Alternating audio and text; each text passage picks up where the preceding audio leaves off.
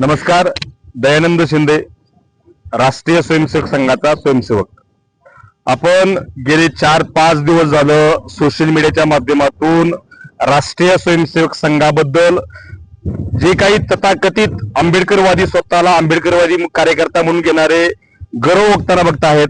अतिशय चुकीच्या पद्धतीनं राष्ट्रीय स्वयंसेवक संघाला समाजापुढे मांडतायत. खरं तर त्याच तथाकथित आंबेडकरवादी कार्यकर्त्यांना विचार केला पाहिजे की डॉक्टर बाबासाहेब आंबेडकर स्वतः कराडच्या राष्ट्रीय स्वयंसेवक संघाच्या शाखेवर येऊन उपस्थित राहून संघ काय काम करतो, कशा पद्धतीनं समाजामध्ये वावरतो याची शहानिशा केली होती.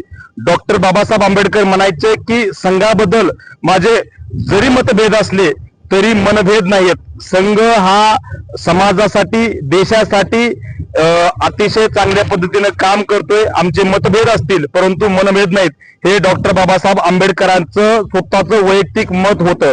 परंतु इथल्या काही तथाकथित आंबेडकरवादी कार्यकर्त्याला संघाबद्दल काडीचीही माहिती नसताना संघाबद्दल गर्व ओकण्याचं काम चालू आहे. स्वतःच्या राजकीय फायद्यासाठी ही गर्व ओकणं चालू आहे. मी स्वतः दलित कुटुंबातून येणारा स्वयंसेवक आहे. माझ्यासारख्या कार्यकर्त्याला सावित्रीबाई फुले पुणे विद्यापीठाचा 2 वर्ष अध्यक्ष केला. पुणे महानगरातील 450 कॉलेजचं प्रतिनिधित्व करायला पुणे महानगर सहमंत्री बनवलं. त्यानंतर भारतीय जनता पार्टीच्या फादर बॉडीचा जिल्हा चिटणीस म्हणून आज मी या धाराशिव जिल्ह्यामध्ये काम पाहतोय. येणाऱ्या काळामध्ये माझ्यासारख्या सर्वसामान्य घरातून येणाऱ्या कार्यकर्त्याला जिल्हा परिषदेसारख्या ठिकाणी संधी देण्याचं काम सुद्धा याच परिवारातून होणार आहे.